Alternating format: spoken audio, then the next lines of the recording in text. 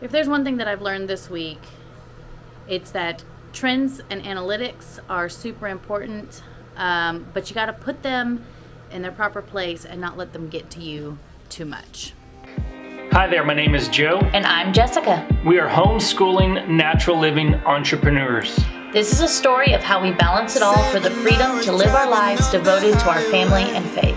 Thanks for stopping by, subscribe, and come on in. Every moment I was spending on regrets was such a waste, such a waste, such a waste.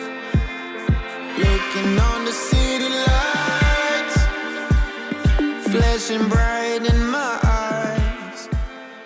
Okay, I had a really stressful morning, and I think that if you're a business owner and you take it very seriously, you may relate on some level.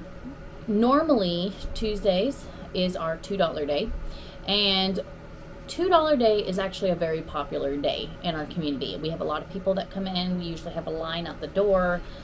It was 10 o'clock. There was one person standing outside and another person in their car, and that's all that came into the store for the first 30 minutes. And then two other people came into the store,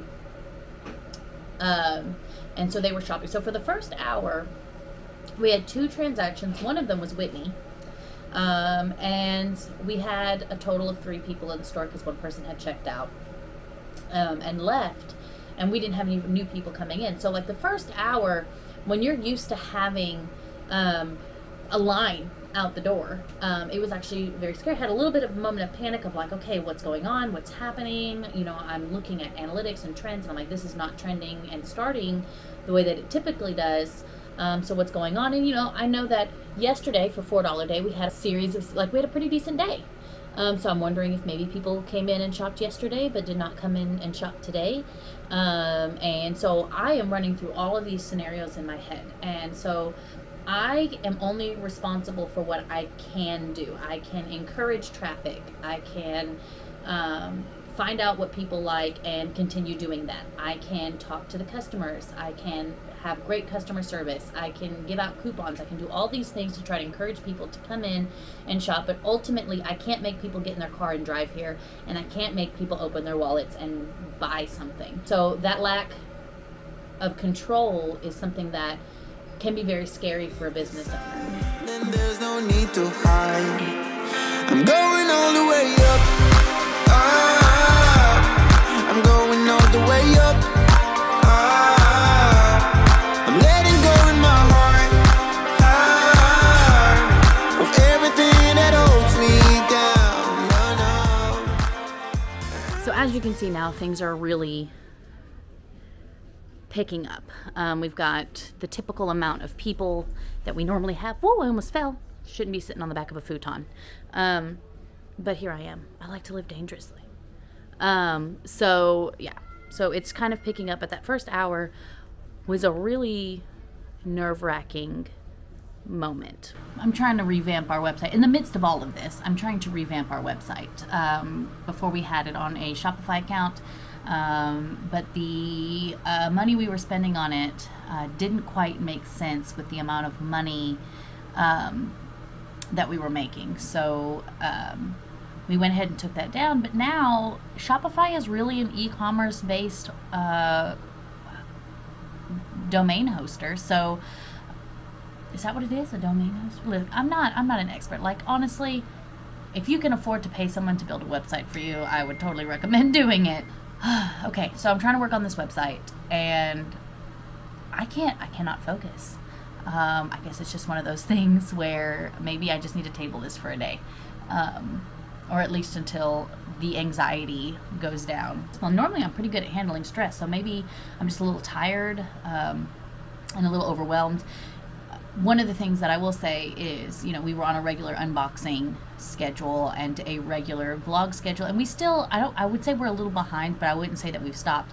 But it seems like there are so many things that drop when your focus is split into a lot of different ways. So that's something that I am working on this week, making sure that I don't drop the balls that need to get done, such as filming schedules. That's why I'm sitting here vlogging this right now, because, you know, I want to be able to do all the things that we're supposed to do. But if every time something doesn't go as planned, you know, and I freak out and can't continue, then something's got to change. I've got to find some kind of way to deal with that.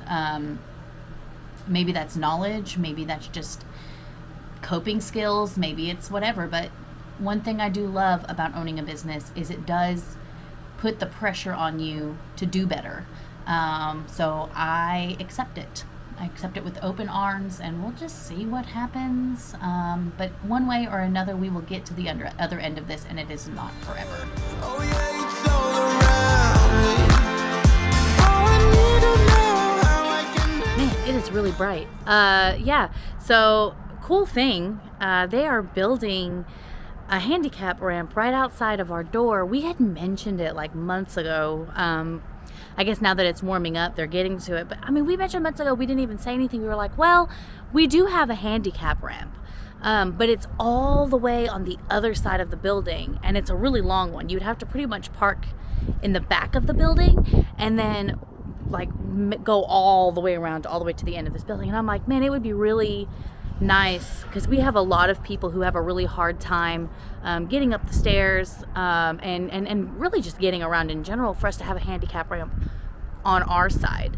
And so we talked to our landlord, and he was like, yeah, we can look into it and see. Now that it's starting to warm up, I mean, I'm out here without a jacket. Now that it's starting to warm up, I mean, they immediately started working on it, and they're getting it done pretty fast. So I'm thankful for that. Now we're a lot more handicap accessible. I'm looking at sales now, and yeah, I mean, it's still low for a typical Tuesday. But the stress of that is, if there is something that we can control that is causing a drop in sales, we want to make sure that we take care of that. So I guess I say that to say that it's been a busy day. As we kind of wind back down, you know, the sales did pick up a little bit, but, you know, we're going to end the day with something that's not typical for a normal Tuesday, and that's okay. And we have to be okay with that. It's just a matter of finding out what we can control and doing our best, and finding out. Say hi. No. Okay. Finding out what we can control and taking care of that, and what we can't control, we can't worry about.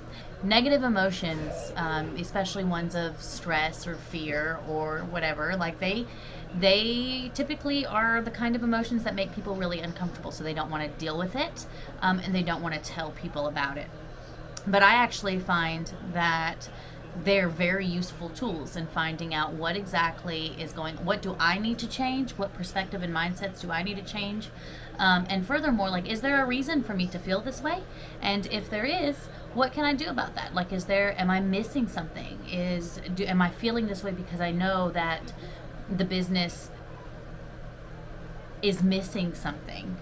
You know, you do want to keep your emotions out of your business, because you don't want to be making emotional decisions. But when emotions do arise, take a minute, figure it out, figure out what's going on, and how can we make things better.